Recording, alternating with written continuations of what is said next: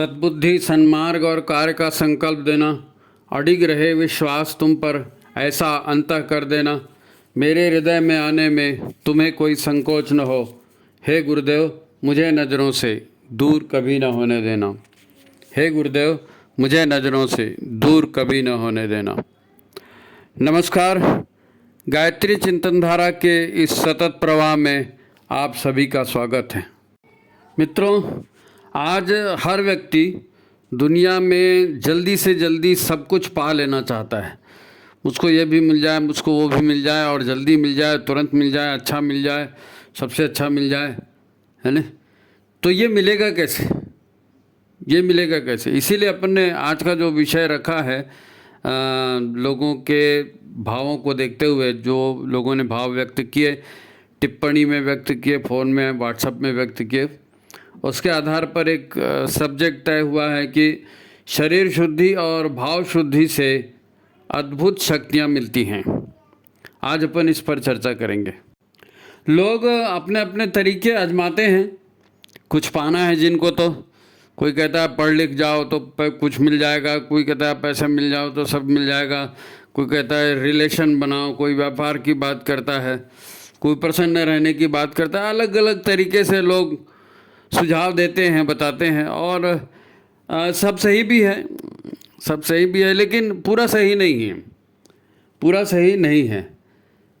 हमारे सामने में जो आज का विषय रखा है शरीर शुद्धि और भाव शुद्धि का, तो इसका सबसे अच्छा उदाहरण हमारे सामने में लेटेस्ट जिसको कहना चाहिए वो है परम पूज्य गुरुदेव का उदाहरण, वंदनीय माता जी का उदाहरण।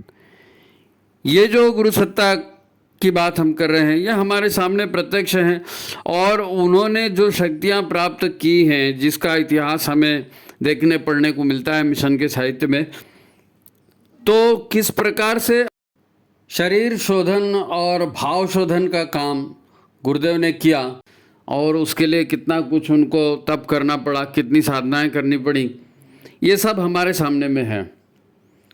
और इसमें दूसरा मुद्दा एक और भी है कि केवल तप और साधना नहीं, गुरु के मार्गदर्शन में, गुरु के आदेशानुसार करिष्ये वचनम तव, जैसे उनके गुरु ने उनको कहा वैसा उन्होंने किया, शरीर शुद्धि भाव शुद्धि के साथ साथ, और वो इतने शक्ति संपन्न बन सके, इतने शक्ति संपन्न बन सके।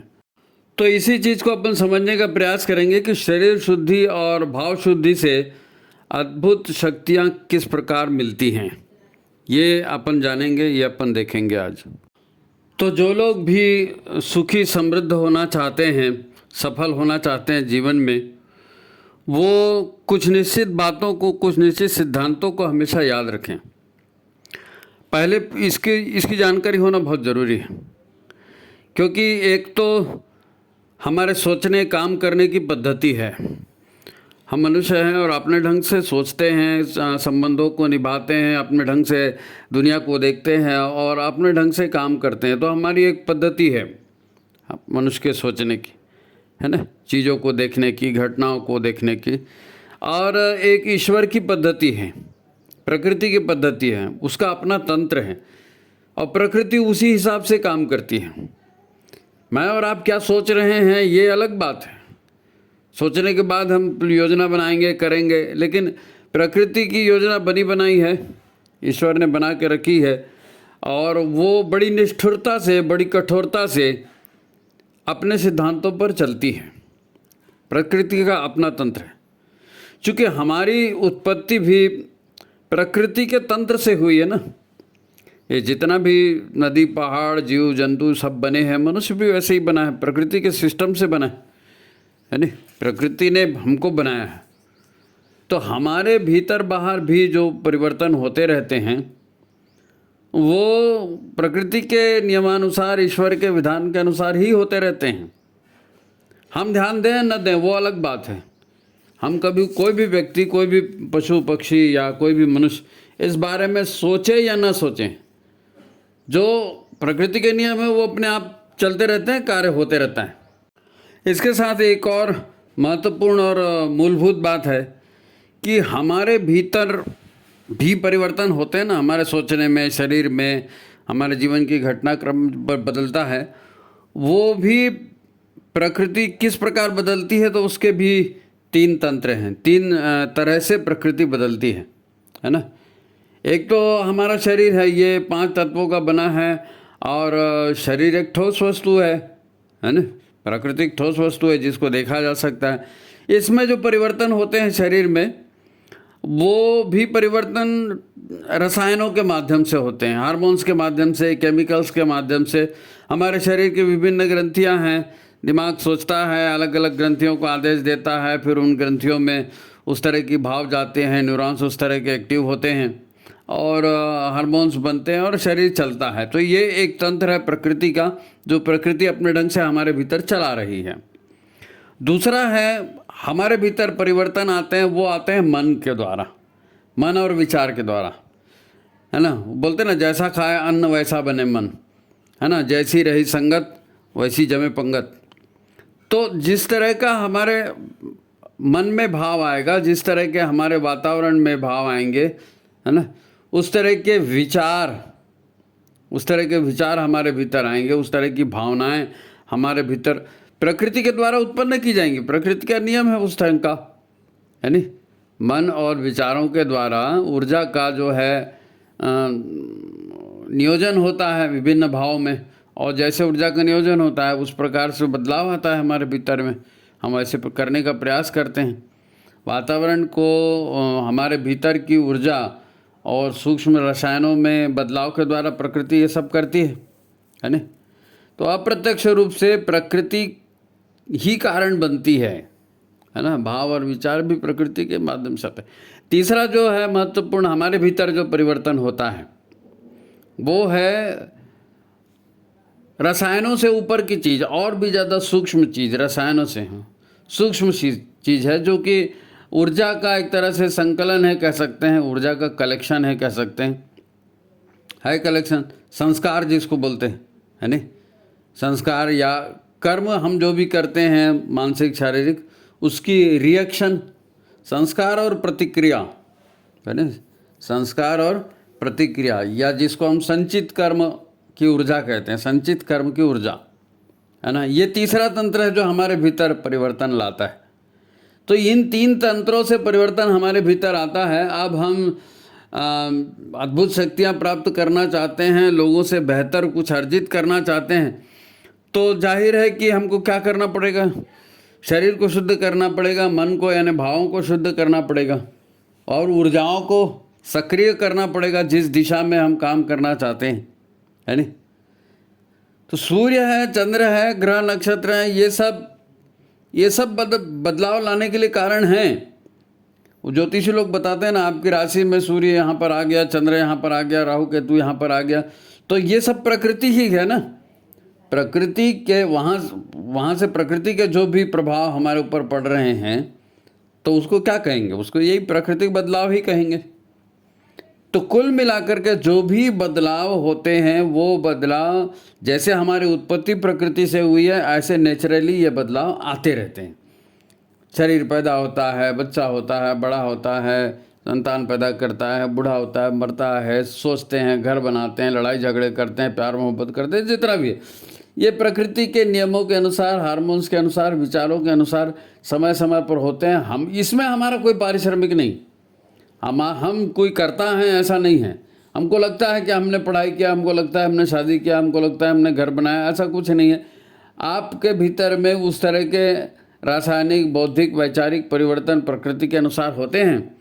जो आसपास की घटनाएं प्रकृति की होती हैं, उनकी प्रतिक्रिया हमारे भीतर घटित होती है, हमारे कर्म जो संचित है उनकी प्रतिक्रिया घटित होती है।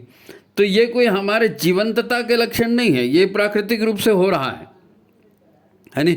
जाने अनजाने ये बदलाव हमारे भीतर हो रहे हैं। मानव जीवन सहित सारा संसार, ये जो भी चल रहा है ना, ये प्राकृतिक रूप से ही चल रहा है, प्रकृति के रूप से ही चल रहा है। तो सवाल यह है कि जब सब कुछ प्रकृति के ही हिसाब से चल रहा है, तो ये जो लोग साधु संत होते हैं, सन्यासी होते हैं, तपस्वी होते हैं, ये अलग विशिष्ट तरह की शक्तियों के स्वामी बन जाते हैं, और हम लोग तो नहीं हो पाते। हम लोग ज़्यादा से ज़्यादा पैसा अर्जित कर सकते हैं, डिग्रियां पा सकते हैं, शादियां कर सकते हैं, मकान बना सकते हैं, गाड़ियां खरीद सकते हैं, लेकिन उस तरह की शक्तियां हमको नहीं मिलती कि भाई हजारों लाखों लोग हमसे प्रभावित हो जाएं और हमारे भीतर ऐसे अप्राकृतिक लगने वाले चमत्कारिक शक्तियों का उद्भव हो जाए हमारे भीतर में। ये नहीं होता। तो ये जो सन्यासी जो हैं, ये जो साधु लोग जो हैं, जो अलग ढंग से तपस्या करते हैं, जीते हैं, तो इनके भीतर में वो शक्तियाँ कैसे पैदा होती? इनके भीतर शक्तियाँ कैसे पैदा होती? सामान्य रूप से कहते हैं कि भाई लोग साधना करते हैं तो फिर लोग ढूंढते हैं कि भाई अच्छा कौन सा मंत्र का जाप किया, कौन से देवी देवता का पूजा किया। तो मंत्र के जाप से देवी देवताओं से बात नहीं बनती, उनसे बात नहीं बनती, क्योंकि उसका विधि विधान है और उसको सही ढंग से चलाओगे तब ना शक्ति काम करेगी। तो शरीर शोधन, भाव शोधन ये बहुत महत्वपूर्ण है। इसी के आधार पर सभी जो भी विशिष्ट शक्तियों के स्वामी हुए हैं उन्होंने इसी आधार पर शक्तियाँ अर्जित की हैं। और जैसा कि अपन ने पहले भी कहा, पूज्य गुरुदेव का उदाहरण हमारे सामने में है। तो आपके दिमाग में एक प्रश्न आएगा कि जब हम भी प्रकृति के ही भाग हैं और प्रकृति के हिसाब से ही विचार आते हैं, भावनाएं आती हैं और सारा संसार चल रहा है, तो फिर विशेष कैसे होता है कुछ काम, विशेष शक्तियाँ किसी को कैसे प्राप्त होती? तो ये सोचने समझने का विषय है। हमारे गुरु ने हमारे सामने प्रत्यक्ष जीवन जी करके ये चीज़ दिखाई है। तो आज अपन इसको जानने का प्रयास करेंगे।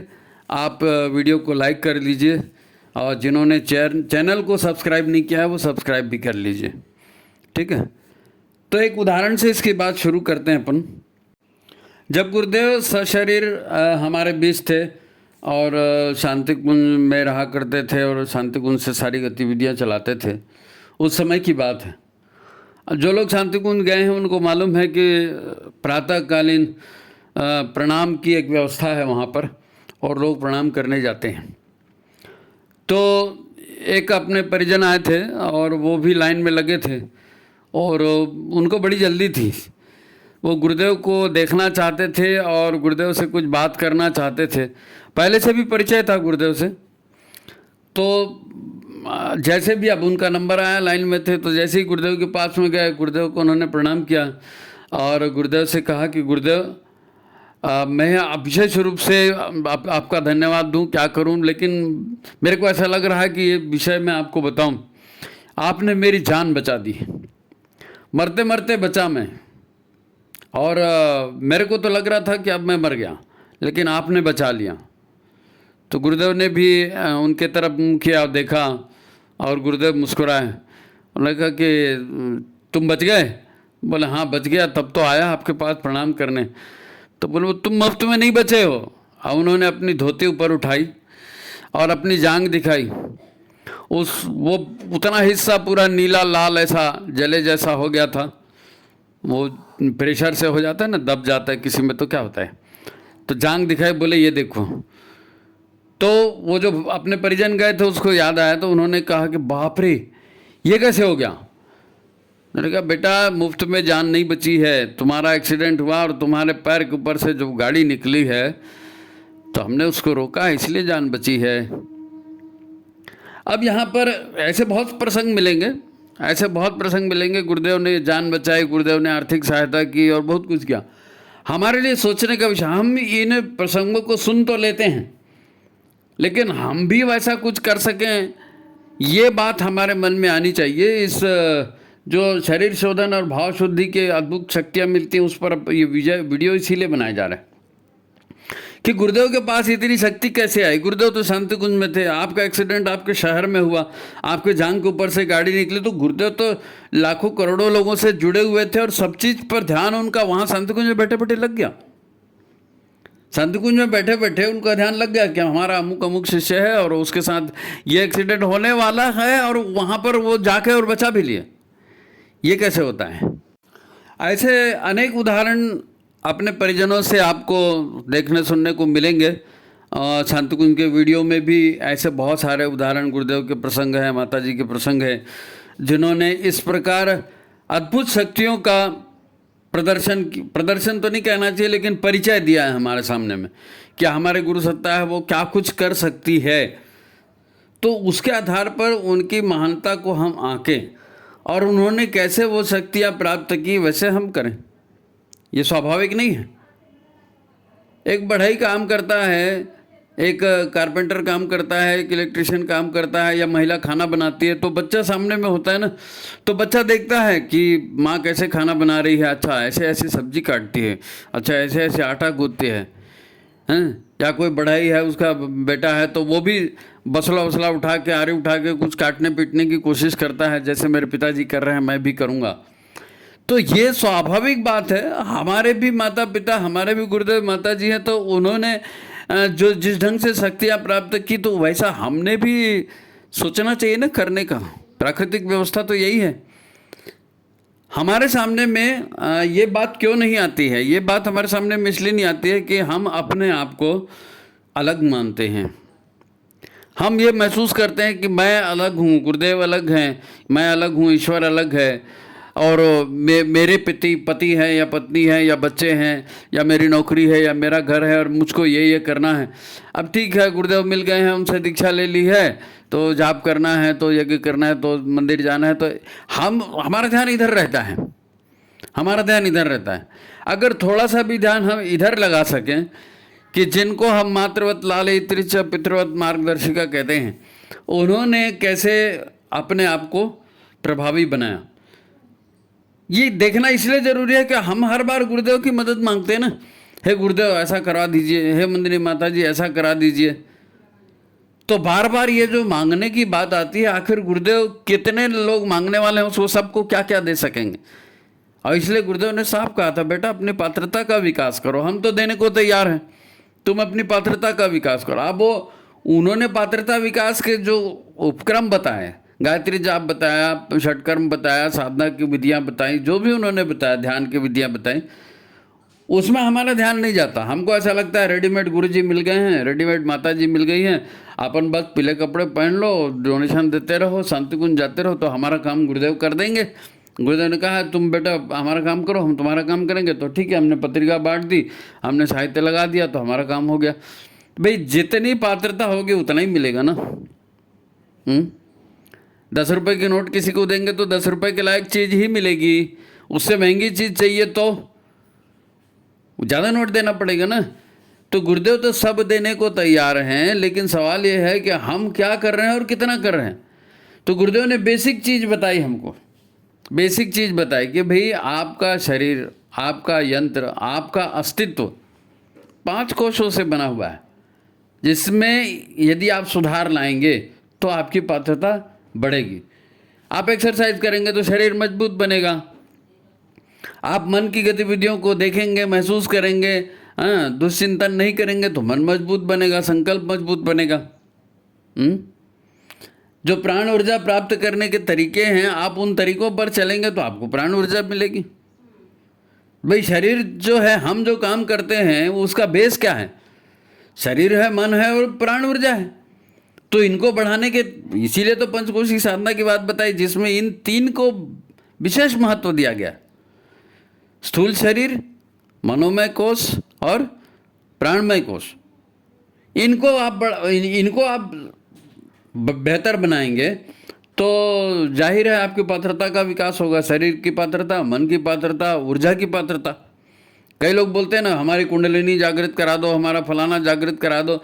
अरे तो कुंडलिनी जागृत करा दो, जो ऊर्जा आएगी उसको, वर्तमान जो हमारा ऊर्जा शरीर है, 72,000 नाड़ियाँ, 7 चक्र जो हैं, ये वर्तमान जो हमारा शरीर है उतनी ऊर्जा को धारण करने में समर्थ ही नहीं है। उतनी ऊर्जा को धारण गुरुदेव सब समझा सकते हैं, करा सकते हैं। भैया हमारे सामने विवेकानंद का उदाहरण है ना। विवेकानंद जी तो नौकरी मांगने के लिए जाते थे ना, नरेंद्र बन के अपने गुरु के पास नौकरी मांगने के लिए जाते थे। लेकिन रामकृष्ण परमहंस जानते थे कि विवेकानंद कौन सी ऊर्जा लेकर के आए हैं, कौन सा ढांचा लेकर के आए हैं, किस तरह का उनका वजूद है, और वो बड़े बड़े काम कर सकते हैं। लेकिन उनके मन, उनकी बुद्धि और उनको दूसरे तरफ प्रेरित कर रही है। तो ये जो साधना की कमी होने से जो संस्कार आते हैं ना, हम भी अपने आप को समाज के बहाव में बहता हुआ देखते हैं ना। तो विवेकानंद भी समाज के बहाव में बहते हुए देख रहे थे। तो जब उन्होंने विवेकानंद जी के छाती पर पैर रखा और उनका कुंडलिनी जागरण किया जिसको कहते हैं, तो उसके साथ में वो बेहोश हो गए विवेकानंद जी। बेहोश होगा। अरे उतनी ऊर्जा को संभालना मामूली बात थोड़ी है ना भाई। गर्भ संस्कार हम कराते हैं अच्छी आत्माएं आए करके, और उसके लिए जो पति है, पुरुष है, जो पत्नी है, महिला है, इन लोग भी साधना वाधना करते हैं, अपने शरीर को ऊर्जावान बनाते हैं और मजबूत बनाते हैं ताकि श्रेष्ठ आत्मा अवतरित हो सके। ऐसे सड़े हुए शरीर में सड़ी हुई आत्मा ही आएगी ना, तब करके अपने आप को तो पाएंगे, अपने आप को श्रेष्ठ बनाएंगे तो श्रेष्ठ आत्मा का गर्भ में उतरेगी। तो ऐसे ही है, तो विवेकानंद के जो है वो शरीर कमज़ोर था, तो उसको रामकृष्ण परमहंस ने शक्ति भी दी और मजबूत भी किया, और उसके बाद एकाएक विवेकानंद में परिवर्तन आ गया। आमूल चूल आदमी बदल गया, आमूल चूल बदल गया आदमी, गुरुदेव की कृपा से, गुरुदेव की कृपा से हैं, रामकृष्ण परमहंस जी की कृपा। हमारे भी गुरुदेव माता जी ने कितनों के ऊपर कृपा की और कितने लोग उससे ऊर्जा प्राप्त करके आगे आए। देखो एक इसको दूसरे ढंग से समझो, इसको दूसरे ढंग से समझो। शरीर शोधन और भाव शोधन की बात हम क्यों कर रहे हैं? वो इसलिए कर रहे हैं कि जैसा कि अपन ने शुरुआत में कहा कि पूरी प्रकृति है और प्रकृति के नियमों से ही चलती है, मेरे तुम्हारे सोचने से नहीं चलेगी। उसी के नियमों से हार्मोन्स बनते हैं, केमिकल्स बनते हैं, विचार आते हैं, भावनाएं आती हैं, कर्मों के संस्कार संचित होते हैं, और वो ढके ले जा रहा है। वो नेचर है, वो प्रकृति है, वो उसी ढंग से चल रहा है, जैसे पशुवत जीवन है वैसे ही चल रहा है। अच्छा, आपने एक चीज़ सोची, गौर की, आपने दीक्षा तो लिया होगा। जब दीक्षा लेते हैं तो क्या कहा जाता है? दीक्षा लेते हैं तो कहा जाता है कि जब व्यक्ति गुरु से दीक्षा लेता है तो उसका दूसरा जन्म होता है, उसका दूसरा जन्म होता है। अब शरीर वही है, आदमी वही है, नाम वही है, आधार कार्ड वही है, दूसरा जन्म हो गया माने क्या हो गया? दूसरा जन्म हो गया माने क्या हो गया? दूसरा जन्म हो गया, इसका मतलब है कुछ बहुत ज़्यादा परिवर्तन हुआ। इसको समझेंगे, ये बहुत महत्वपूर्ण मुद्दा है। इस लाइन को दोबारा सुनिए लगे तो, और इस मुद्दे को समझने की कोशिश करिए, क्योंकि यही सार है पूरे वीडियो का, यही सार है पूरे वीडियो का। भाई प्रकृति है, प्रकृति की गति के नियम हैं, 3 नियम है, वो न्यूटन्स लॉ ऑफ मोशंस कहते हैं। न्यूटन एक वैज्ञानिक हुआ है, उसने गति के 3 सिद्धांत बनाए। तो वो सिद्धांत को, वो अध्यात्म में भी वो सिद्धांत लगते हैं। वो सिद्धांत क्या कहता है कि यदि कोई वस्तु गतिमान है तो वो गतिमान ही रहेगी, यदि कोई वस्तु स्थिर है तो स्थिर ही रहेगी, जब तक उसके ऊपर बाहरी बल नहीं लगाया जाएगा, जब तक उसके ऊपर बाहरी बल नहीं लगाया जाएगा। कोई पत्थर पड़ा है, वो पड़ा रहेगा, उसको कौन उठाएगा, कौन चलाएगा? अब ये सूर्य चंद्र तारे चल रहे हैं, इनको कौन रोकेगा? जब तक कोई उनको रोकने वाला नहीं आएगा वो चलते रहेंगे, हैं? हमारे अणु परमाणु की रचना भी ऐसे ही हुई ना, इलेक्ट्रॉन घूम रहे हैं न्यूट्रॉन प्रोटॉन के चारों ओर, अब उसको कौन रोकेगा? तो जो पदार्थ, जो वस्तु गतिमान है वो गतिमान ही रहेगी, और जिस ढंग से गति है, जिस स्पीड से गति है, उसी ढंग से चलते रहेगी जब तक उसके ऊपर बाहरी ताकत ना लगे। तो मनुष्य का जीवन भी, गुरुदेव ने कहा है कि मनुष्य का जीवन वैसे ही होता है जैसे पशुओं का जीवन होता है। अब मनुष्य वैसे ही कर्मों का फल और ये और जितने भोग हैं सब पशुवत होते रहता है। गुरु की दीक्षा से दूसरा जन्म होता है। आप समझिए, दूसरा जन्म, अगर आपने दीक्षा ली है तो आपका दूसरा जन्म आपको दिख रहा है कि नहीं दिख रहा है? और अगर नहीं दिख रहा है तो दूसरा जन्म पाने की कोशिश कीजिए, क्योंकि उस दूसरे जन्म से ही उन शक्तियों के स्वामी आप बन जाएंगे जिन शक्तियों के स्वामी गुरुदेव रहे हैं और हैं। वो जो चमत्कारिक शक्तियाँ जिनको कहते हैं, विशेष शक्तियाँ कहते हैं, अतीन्द्रिय शक्तियाँ, जो भी आप नाम बोलो, सामान्य से अलग दूसरा जन्म होता है। तो उसमें गुरुदेव की शक्ति आपकी शक्ति के साथ जुड़ रही है। गुरुदेव की शक्ति आपकी शक्ति के साथ, नहीं तो आपकी शक्ति तो उतना ही है ना जो आप, भाई बचपना, जवानी, बुढ़ापा, जितनी कसरत की, जितना पैसा कमाया, जितना पढ़ा लिखा, वो वही तो आपकी ताकत है ना, और क्या है। लेकिन गुरुदेव की ताकत एक्स्ट्रा आपके साथ जुड़ रही है, और जुड़ने का सिस्टम चालू हुआ है दीक्षा से, और वो आपका दूसरा जन्म है। डबल इंजन की सरकार, आजकल ये शब्द ज़्यादा चलता है, डबल इंजन की सरकार। तो दीक्षा मिलने के बाद डबल इंजन की सरकार चलती है, एक आपका इंजन, एक गुरुदेव का इंजन। लेकिन गुरुदेव से शक्ति पाने के तरीके हैं, और वो तरीका गुरुदेव ने कहा बेटा हम सब कुछ देने को तैयार हैं, आपको अपनी पात्रता का विकास करना पड़ेगा। तो वो पात्रता का विकास किस ढंग से होगा, तो उसके लिए वो पंचकोशी साधना बताई। अपन यहाँ पर 3 ही सूत्र ले रहे हैं, शरीर शोधन, भाव शोधन, शरीर शोधन और भाव शोधन। इसके द्वारा आप अतिरिक्त शक्तियाँ प्राप्त कर सकते हैं। तो वो जो डबल इंजन की सरकार बोलते हैं ना, तो गुरुदेव की शक्ति आपके शरीर के साथ, आपके डब्बे के साथ लगेगी। कैसे लगेगी? शरीर शोधन, मन शोधन और प्राण की धारणा के साथ लगेगी, प्राण की धारणा के साथ लगेगी। ये प्रयास हमको करने पड़ेंगे, इसी को पात्रता का विकास कहते हैं ना। और इसके द्वारा न केवल आप गुरुदेव से शक्तियाँ प्राप्त करेंगे, बल्कि वो कहते हैं ना गायत्री वाला अपना यह है चालीसा का, जाना तुम्हें भय जाई। तो गुरुदेव को जानेंगे, उनके अनुसार आचरण करेंगे, तो आपके भीतर भी वो सारी शक्तियाँ ऑटोमेटिक आते जाएंगी। और जैसे गुरुदेव ईश्वर बन गए, आप भी उसी के तुल्य बन सकते हो यदि आप ऐसा कर सको तो। ये गुरुदेव का कहना है, ये गुरुदेव ने कहा है। और इसीलिए उन्होंने हमको कहा है कि वो भटका हुआ देवता का मंदिर, कि तुम तो वो महान तत्व हो, तुम अपने भीतर की अशुद्धियाँ हटाओ, तुम अपने भीतर की मन की, शरीर की अशुद्धियाँ हटाओ और अपने शरीर को प्राणवान बनाओ। शरीर की मन की अशुद्धियाँ हटाओ और अपने शरीर को प्राणवान बनाओ। उसके लिए जो भी कुछ बताया उसको मन भाव से पूरी श्रद्धा के साथ करना है। नेंग टीका नहीं करना है कि हमने तो फूल चढ़ा दिया, पूजा हो गई। अच्छा, एक सज्जन कह रहे थे कि वंदनीय माता जी ने गायत्री मंत्र को गेय बनाया।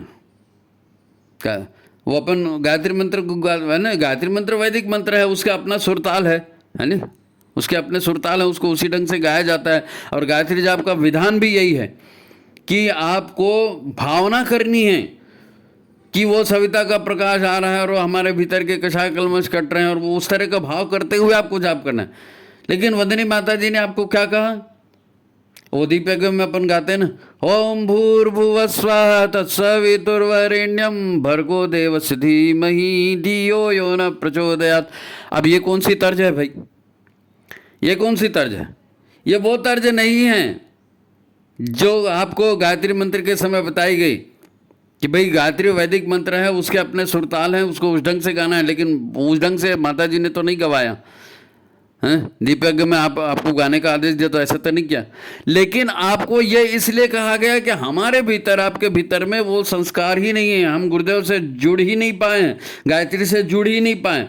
अब बार बार उसी को गाओ, बार बार उसी को गाओ, धियो यो न प्रचोदयात् धियो, तो लगने लगेगा कि नहीं, हम जो हैं गुरुदेव के शिष्य हैं, हम जो गायत्री वाले हैं, और हमको गायत्री यज्ञ करना है, और हमको गुरुदेव का साहित्य पढ़ना है, और हमको गुरुदेव की बताई साधनाएं करनी है।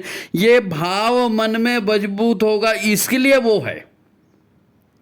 लोगों ने हमसे पूछा कि जब माता जी ने ऐसा क्यों कहा? अरे भैया, वो माता जी, खाली माता जी उसको सीमित मत रखो, माँ भगवती है, और माँ भगवती को मालूम है मेरे बच्चे कितने लायक है, कितने नालायक है, तो उन्होंने उसको उस ढंग से संस्कारित करने के लिए कहा, संस्कारित करने के लिए कहा। क्या आप धीरे धीरे जुड़ो तो सही, थोड़ा सा जुड़ोगे। और बोलते हैं ना, आप यूं ही अगर हमसे मिलते रहे, देखिए एक दिन प्यार हो जाएगा। गाना है सिनेमा का, लेकिन उदाहरण आपको बता रहा हूं। आप गायत्री गायत्री बोलो तो सही, यज्ञ यज्ञ करो तो सही, संस्कार संस्कार करो। एक दिन यदि आपकी भावना जमेगी, श्रद्धा आपकी जम जाएगी, पता नहीं वो चमत्कारिक क्षण कौन सा आएगा कि एक क्षण में आपका काया पलट हो जाएगा, क्योंकि आप साक्षात महाकाल और माँ भगवती से जुड़े हैं। लेकिन आपका ध्यान इस विषय पर आना जरूरी था, इस सिस्टम को समझना जरूरी था, क्योंकि समाज का अपना सिस्टम है, प्रकृति का अपना सिस्टम है ना। प्रकृति के हिसाब से आपका शरीर बन गया, मन बन गया, विचार करने लगे, आप काम करने लगे, और सब लोग को देखते हुए समाज का एक सिस्टम है, उसमें ढलने तो उसमें ढंग से काम करने लगे। लेकिन आत्मशोधन की प्रक्रिया का क्या हुआ? गुरुदेव ने नियमित आत्मशोधन की बात कही है, शरीर शुद्धि और भाव शुद्धि की बात करी।